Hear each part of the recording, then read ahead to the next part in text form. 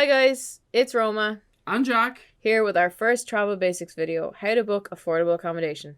This is the first in a series of videos we'll be posting, focusing on different aspects of travelling and how to plan a trip sensibly. When we are travelling, accommodation tends to be the most expensive part of it, even if we don't intend it to. After checking flights, accommodation is the next step in organising your trip, so we felt that this was the first video that we should tackle.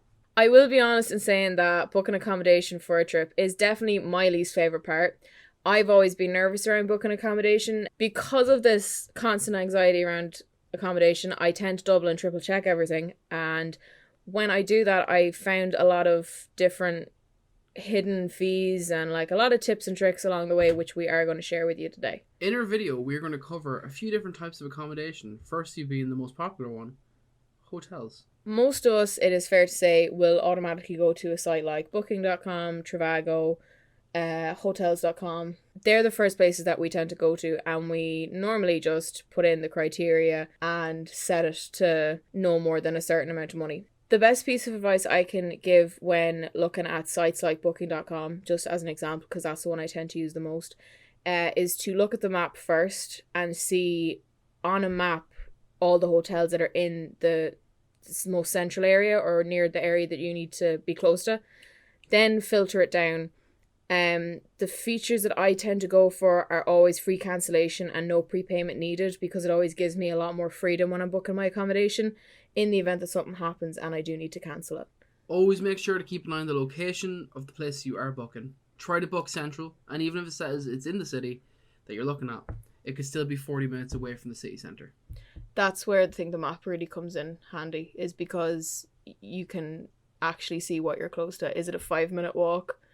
Or is it way cheaper because it's 45 minutes away from everything? Is it in Dublin, but it's a 40-minute bus ride from the city centre? It's a bit like booking a hotel in Dublin and then finding out you're going to the city north. Rathmines. You're city north. Yeah, or Coolock. Yeah. Yeah.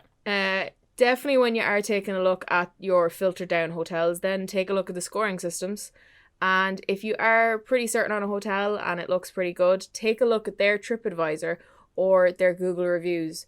Sometimes the hotel sites will push their positive reviews to the top, but TripAdvisor and Google tend to have more honest reviews. And always make sure to leave reviews after you've stayed in hotels. Give it honest. Definitely. It'll definitely help other travellers the same age as you find hotels that are, that are pretty good, because a lot of the people that tend to leave reviews are like older and they might want stuff that you don't actually need. The next step should be to check out the hotel's actual website. You might be able to get direct deals. Sometimes TripAdvisor and the likes act as a middleman, but websites are the direct line for booking rooms in some hotels, and you might end up getting a better deal. Along with that as well, booking them through those kind of sites does create this kind of safety net of a middleman, where if something goes wrong, you've nearly got a third-party witness to your actual booking and they can help. I know in one case when we were in America, and we were unable to get somewhere because it was a large weather event that affected the whole country. Booking.com were able to sort everything out for us with the hotel, and we ended up getting our money back. So it was handy as well from that point of view. When you're staying in a chain of hotels, such as Accor hotels, which include Ibis hotels, which are my personal favourite, you can go to their websites and sign up as a member. It costs nothing and you can get discounts on some of the rooms. It's worked for me in the past and they are fantastic rooms, the Ibis rooms. They're small, but you don't need that much space because you're not spending your whole holiday in your room. And they're always near like airports, train stations, and like in the city centre. So absolutely ideal in my eyes. After you've put in all your booking criteria and you know which dates you want and what kind of room you want, take a look at the hidden taxes and fees, which will have added themselves to the cost breakdown. These tend to be like city taxes and just general tax. They don't include in the price at the beginning because they want to make it sound cheaper. So definitely keep an eye out for those, and also double check that you still have the free cancellation, because sometimes they will show the price for the pay now option, which will be cheaper, but it will advertise it as the free cancellation. So the price of that can sometimes add an extra amount and bring up the price significantly. So just make sure that you are looking at the right option. Then we move on to our second choice in accommodation, the cheapest of all the three, hostels. There's a lot of hostility when it comes to staying in hostels. We're here to tell you that they aren't as bad as you may have thought. If you aren't familiar with the concept of hostels, you basically stay in a dorm room which may have between 4 to 20 bunk beds. You only really pay for your bed, and the dorm rooms are filled with other fellow travelers. They can be gender specific or mixed.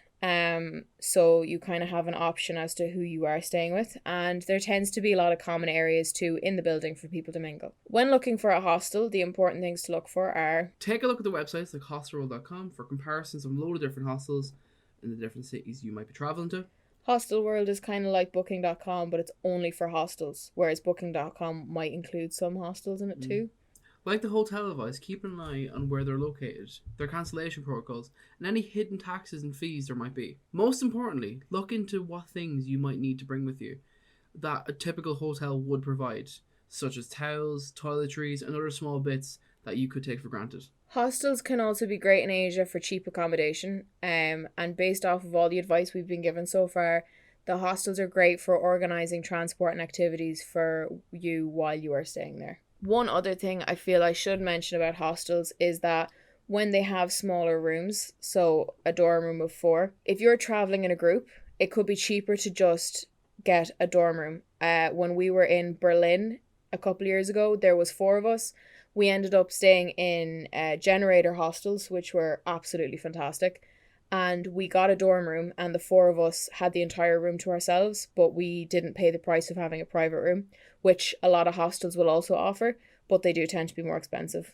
Also, be prepared because you will be most likely sharing bathrooms with a lot of people you don't know too. So, our third and last room accommodation we're looking into today is the Airbnb. If you're young and Irish and are being priced out of the renting or buying market, you're looking at one of the reasons why. So many people are now renting out their rooms, apartments, houses, etc. to Airbnb. Some pieces of advice that we could offer are take a look at the location and the cancellation protocol. Making sure you don't get stuck with late cancellation fees. Yep. Sometimes, a lot of the time, a lot of people who own these places are private and there's not a real sense of policing and rules within Airbnb itself. Yeah. Definitely take a look at how many reviews a place has. You give a review at the end of your stay, but your host also gives you a review as a guest. So it's not an excuse to, have a house to be able to wreck, because it will shine bad. It will end up looking badly on you, and it could prevent you from getting an Airbnb in the future. If the place looks super gorgeous, a fantastic location, but not too many reviews, maybe just leave it. Again, safety is paramount at all times, and check to see how long the host has been a member of Airbnb. If it's a case that they've only been a member for 6 months and they only have a few reviews, it's quite possible that they are just new to the site. But in some cases, they could just also be a fake listing. So just be a little bit more cautious when you're looking at different options on Airbnb. Check the cost breakdown in the information section. It could be a great price per night, and that price will always be the one for the home, not per person. So when you get to this stage, then there will be heavier bits like taxes and fees, service charges, occupancy rates, cleaning fees, and they will all start to stack up. Those won't be included in your price per night, so you need to consider if all of those fees on top of it is actually worth it. It could end up being more expensive than a hotel. Where Roma has personally stayed in hotels and hostels, I've also stayed in hotels, but Roma's ever stayed in an Airbnb. No. I've had experience with Airbnb before. I've had nothing but very good experiences. I've stayed in 3 Airbnbs in the past. Yep. Just in cities, Dublin and Belfast specifically, and they've been nothing but very, very, very good experiences. Yep. Now the problem is it does depend on who you would be rented from. I remember when I did stay in Airbnb, it took a lot of research, finding the area you were going to a thing in. So say if it was a concert or an event, always look around the area, but definitely just make sure you are checking reviews and information about the place you are renting. One time I rented a whole apartment in Belfast. Another time I rented a room in someone else's apartment. And they're very different experiences. Where we rent in the apartment, it's just you in the apartment empty. Where if you're renting a room, you're sharing a room with other people that you don't know. and they're the people who are usually renting the room out on Airbnb. So it's something to keep in mind. Just that way, if you're a bit socially like awkward or just not comfortable staying in the same place as someone that you don't know, that might be a thing you need to consider.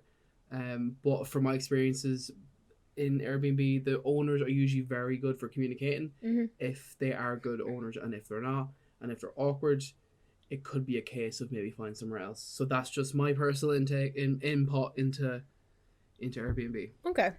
So, in a nutshell, the most important piece of advice we could give you are, if you get a funny feeling about a place and don't feel too comfortable, trust your instincts.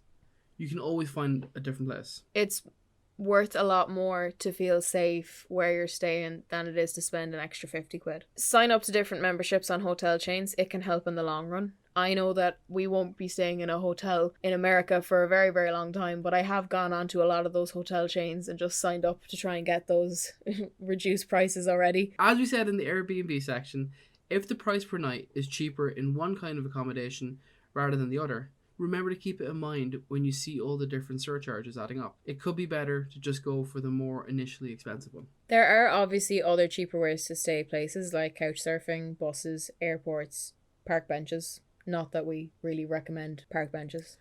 Have we missed any tips that you find useful? Leave us a comment below. Don't forget to subscribe to the channel. Knock on the little bell button below if you want to see it first, and give us a like. And thank you guys. Thanks. We still can't end these videos. Bye! Bye!